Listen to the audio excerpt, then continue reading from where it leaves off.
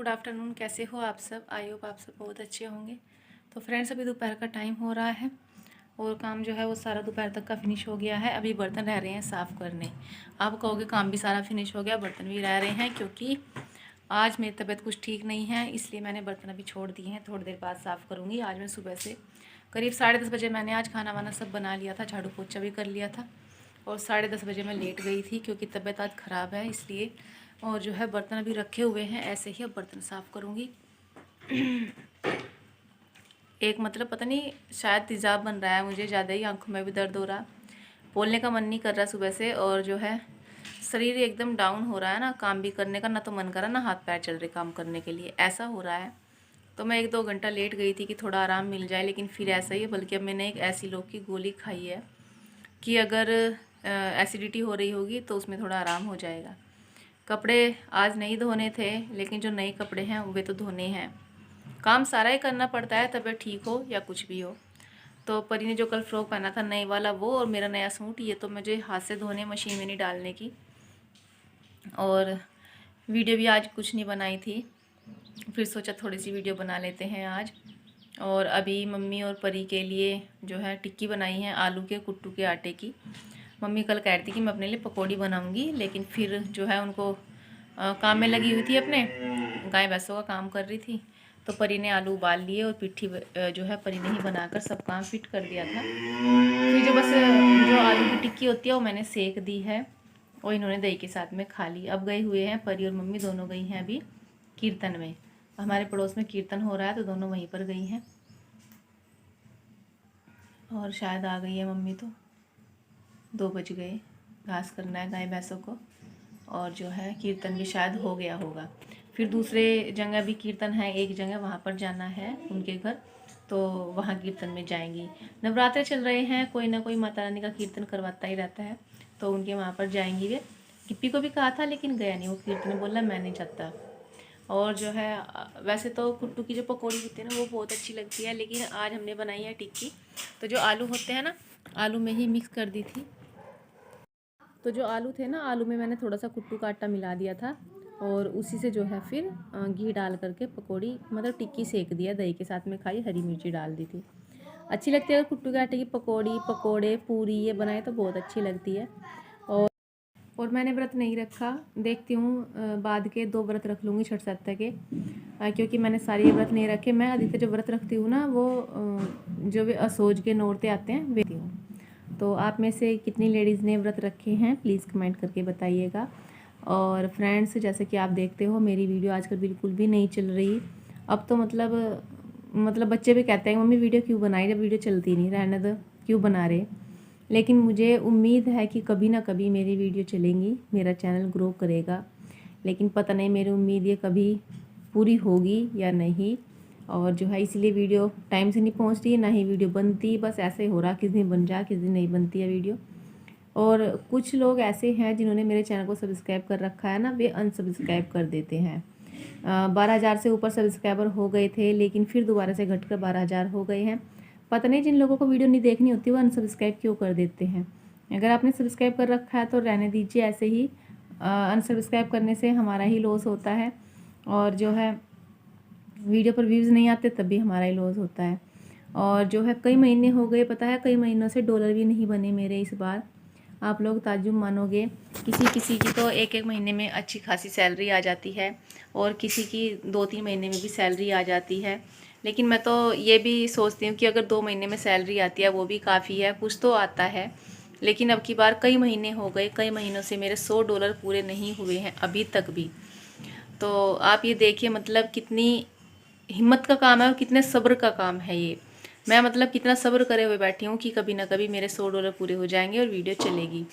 लेकिन पता नहीं होंगे भी इस बार पूरे डॉलर या नहीं होंगे, कहीं 1 साल ना हो जाए डॉलर पूरे होते होते। और पता नहीं कहाँ क्या दिक्कत है। जैसी सब वीडियो बनाते हैं इसी तरह की वीडियो मैं भी बनाती हूँ। वो अलग बात है, किसी का कैमरा ज़्यादा अच्छा होता है, किसी कैमरे की क्वालिटी ज़्यादा अच्छी होती है, हो सकता है मेरे कैमरे की क्वालिटी अच्छी ना हो। और अगर मान लिया अच्छी इनकम भी होती है यूट्यूब से तो फिर मैं नया फ़ोन भी ले लेती, लेकिन जब इतनी अच्छी इनकम नहीं होती तो नया फ़ोन लेने का तो सवाल ही नहीं पैदा होता। फिर तो जो मैंने ये फ़ोन लिया है, जिस फ़ोन से मैं वीडियो बनाती हूँ ना, ये जब मैंने वीडियो बनाना स्टार्ट किया था उसी टाइम पर मैंने फ़ोन लिया था, उसके बाद कोई मैंने फ़ोन चेंज नहीं किया।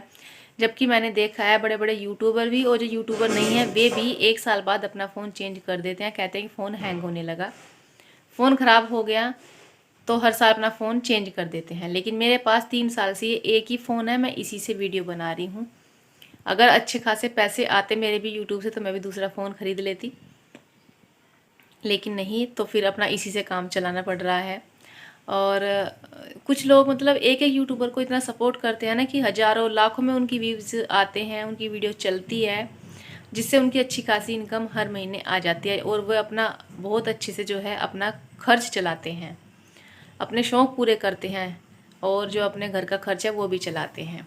तब कुछ लोग कहते हैं कि बाहर घूमने के लिए जाओ, बाहर घूमने जाने के लिए भी पैसा चाहिए जेब में, तब बाहर घूमने के लिए जाया जाता है। अगर हम 2 दिन के लिए 3 दिन के लिए कहीं घूमने के लिए जाए ना तो 10,000 रुपये बहुत आसानी से लग जाते हैं, बहुत आराम से लग जाते हैं बाहर जाकर घूमने फिरने में।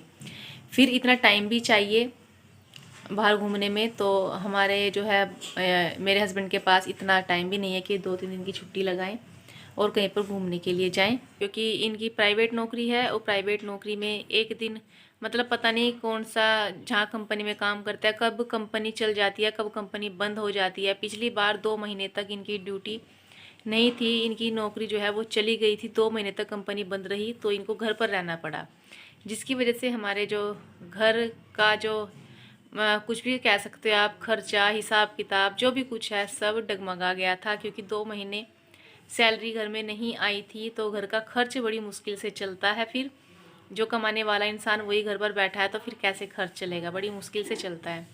यूट्यूब जो मैंने शुरू किया यही सोचकर शुरू किया था कि इससे मुझे कुछ इनकम हो जाया करेगी, जिससे मैं बच्चों के छोटे मोटे शौक़ होते हैं वे पूरे कर सकूँगी और इनकी भी कहीं ना कहीं हेल्प कर दूँगी, कुछ इसकी जो थोड़ी बहुत कमाई होगी।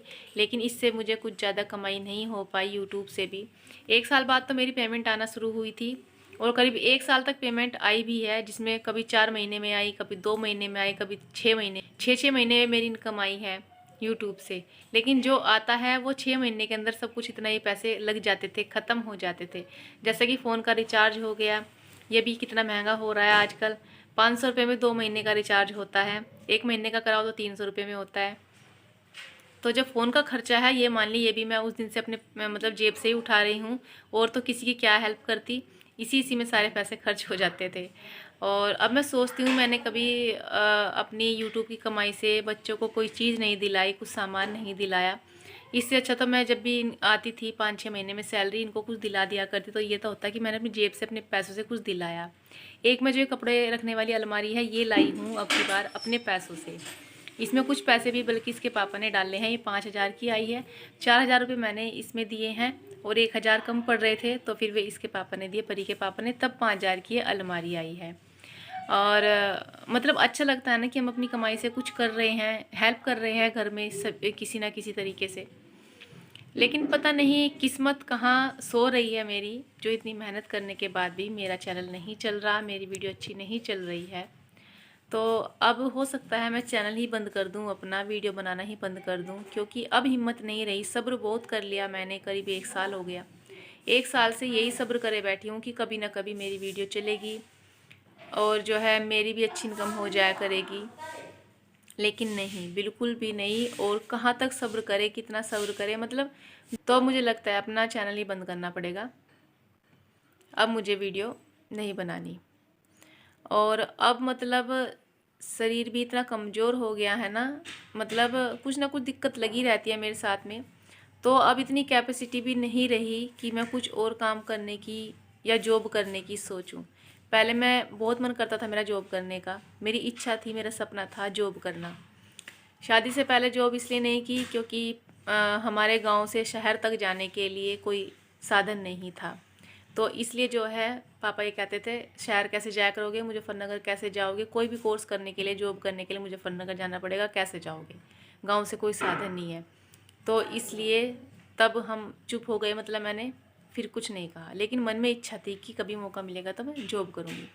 शादी हुई, इनसे कहा तो ये बोले मैं तो कमा रहा, क्या करना नौकरी करके, कोई जरूरत नहीं नौकरी करने की, अपना घर रहो। लेकिन अभी तक भी मेरे मन में इच्छा है कि कभी मुझे मौका मिले तो मैं नौकरी करूँगी। और आपको बता दूँ, मैं एक नहीं 3 बार एंट्रेंस एग्ज़ाम दे चुकी हूँ नौकरी के लिए। मैंने बीलीप किया है, लाइब्रेरी का कोर्स किया है। तो अभी लाइब्रेरी के फॉर्म निकले थे, और जब हमारा गिप्पी हुआ उसके होने से करीब 3 महीने पहले भी मैं एक एग्ज़ाम देकर आई थी, देहरादून वो एग्ज़ाम था। उस कंडीशन में यमुनानगर तक का जाना बड़ा मुश्किल था, लेकिन फिर भी मैं बड़ी मुश्किल से जो है देहरादून गई थी इनके साथ, और तब मैं वहाँ पर जाकर एंट्रेंस एग्ज़ाम देकर आई थी। 3 महीने बाद फिर गिप्पी हुआ था। और एक बार जो एंट्रेंस एग्ज़ाम मैंने दिया है वो गिप्पी के होने के बाद दिया, और एक बार अब दिया, लेकिन तीनों बार मेरी किस्मत ने साथ नहीं दिया। अब की बार तो अभी तक भी रिज़ल्ट डिक्लेयर नहीं हुआ है, लेकिन पिछली 2 बार का एग्ज़ाम मेरा अच्छा गया था। मेरे खूब मतलब जो मैंने दिया पेपर में वो मेरे याद था, विश्वास था कि मैं पास हो जाऊँगी, लेकिन जो है उसमें पास नहीं हो पाई। तो इससे लगता है कि मेरी किस्मत में ना तो नौकरी है, ना ही पैसा कमाना है, क्योंकि किस्मत से बड़ा देखिए कुछ नहीं होता। इंसान मेहनत कर सकता है, मेहनत मैंने की है। मैंने नौकरी करने के लिए जितनी मेरे से हो सकती है उतनी मेहनत की। बीलीप का कोर्स किया मैंने अपनी शादी के बाद, जब परी मेरी 1.5-2 साल की थी, तब मैंने बीलीप की पढ़ाई की, घर का काम किया, सिलाई कर लिया करती थी मैं तब उस टाइम। सिलाई भी करती थी, घर का काम भी करती थी, और फिर रात को बैठकर 1 घंटा 1.5 घंटा मैं पढ़ाई करती थी, इस उम्मीद से कि मैं पास हो जाऊँगी तो मुझे नौकरी मिल जाएगी। लेकिन और पता है, पेपर देने के लिए जब हम यहाँ नहीं रहते थे, कोटद्वार रहते थे, कोटद्वार रहते थे हम, वहाँ से मैं सहारनपुर जाती थी पेपर देने के लिए। तो अपने घर आई पहले, फिर वहाँ से मैंने सहारनपुर से बीलीप का कोर्स किया है मैंने, और सहारनपुर जो है मैं पेपर देने के लिए गई थी। घर से डेली जाना, पेपर देकर सुबह को जाते थे मैं और मेरे पापा। सुबह 5 बजे घर से निकल जाते थे, रात को 11 बजे हम घर आते थे ट्रेन से, क्योंकि ट्रेन की भी टाइमिंग ये होता है, लेट हो जाती है, कभी टाइम से नहीं आती। फिर रात को 11 बजे हम घर में आते थे, और परी घर पर रहती थी। इतनी मतलब मेहनत की है मैंने, बड़ी मुश्किल से जो है ये था कि हाँ मेरी नौकरी लग जाएगी तो सब मेहनत वसूल हो जाएगी।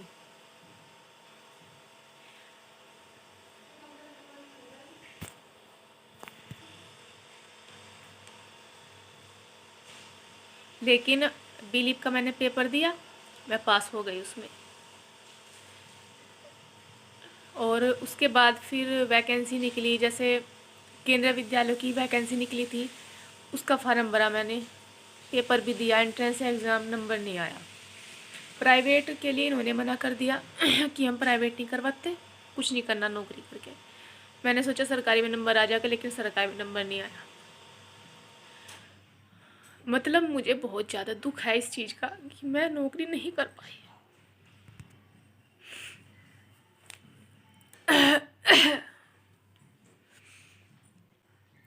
मतलब मेरी ना दिली इच्छा थी नौकरी करने की, और अभी तक उम्मीद थी कि हाँ मैं नौकरी कर सकती हूँ। लेकिन अब उम्मीद नहीं रही, क्योंकि अब शरीर, अब तबीयत इतनी ख़राब रहने लगी ना कि घर का काम ही बड़ी मुश्किल से होता है, तो नौकरी करने का तो सवाल ही पैदा नहीं होता।